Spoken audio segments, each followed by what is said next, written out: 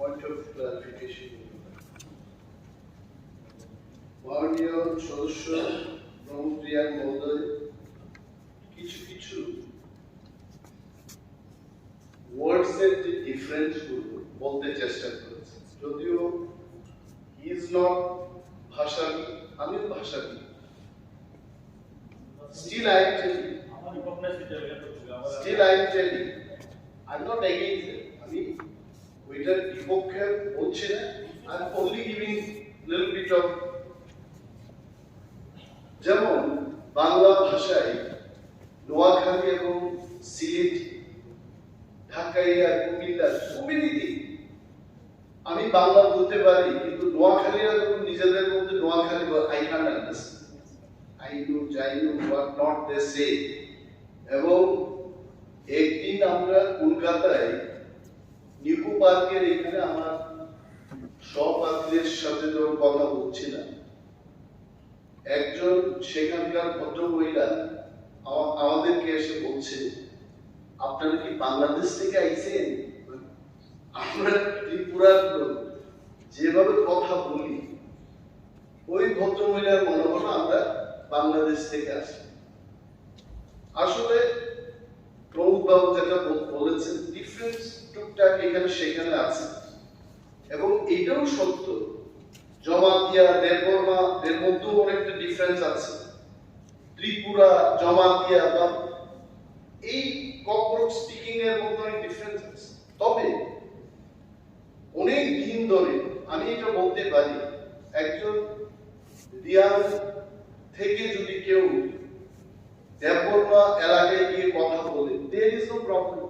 আমরা যেমন কাইসা পরিবারা কেহা বলে, এবং এই যে ডিফারেন্সটা, ত্রিপুরা এখানে সঞ্জয় মালিক ত্রিপুরা আছে, মাননীয় পরিষদীয় নেতা সিপিএম দলের পক্ষ থেকে জিতেন্দ্র চৌধুরী মহোদয় আছেন, উনি বলতে পারেন। আমরা যাকে চেলা বলি, অনেকে চালা বলি। তো এই ডিফারেন্সটা লিটারেচার করতে গেলে প্রতিটি ডাইলেক্টকে, প্রতিটি মানে নোয়াখালীদের আলাদা করে দিতে হবে, ঢাকাইয়া, কুমিল্লা, তাহলে আজকে বাংলা ভাষা এই জায়গায় আসতো। তো মাই পয়েন্ট ইজ, আমি এটার বিরোধিতা করছি, সরকার যদি পারে যে ত্রিপুরাদের আলাদা করে সমস্ত জায়গায় দেখা আছে পড়াতে পারবে, জমাতিয়াতে আই হ্যাভ নো প্রবলেম, কিন্তু এটা করতে গেলে কারণ তো ইনফ্রাস্ট্রাকচার দরকার। আর একটা ভাষা বখরক 1979 থেকে লড়াই করতে করতে আজও লড়াই হচ্ছে, 67 থেকে এটা দাবি উঠেছে, 79 এটা স্বীকৃতি পেয়েছে, still we are trying to go in a particular place, যেখানটায় আমরা এই যে 9টা কমিউনিটির কথা, সাবট্রাইবের কথা বা ট্রাইবের কথা মাননীয় মুখ্যমন্ত্রী বলেছেন, ওই জায়গায় কিন্তু আমরা যেতে চেষ্টা করছি।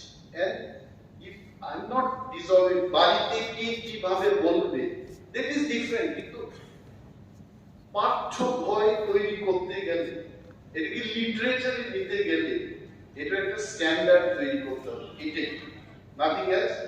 ডিফারেন্সটা আছে কমিটির যে রিপোর্টটা মাননীয় মুখ্যমন্ত্রী বলছে এই কমিটি আটকে গেছে, একটা জায়গায় আটকে গেছে, কোথায় আটকে গেছে?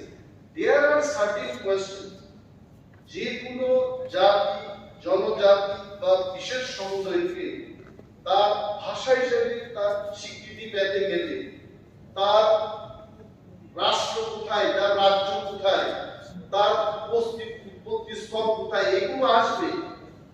একটা বাংলা ভাষা স্থান কোথায়, দেশ ছাড়া, রাজ্য ছাড়া ভাষা হয় না।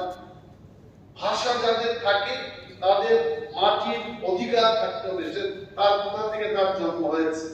তো এইগুলো বিচার হবে, সরকার বিবেচনা করবে, কমিটি গঠন করবে, তবে এই বিষয়টাকে হালকাভাবে না নিয়ে গভীরভাবে এই বিষয়ে যাওয়া উচিত।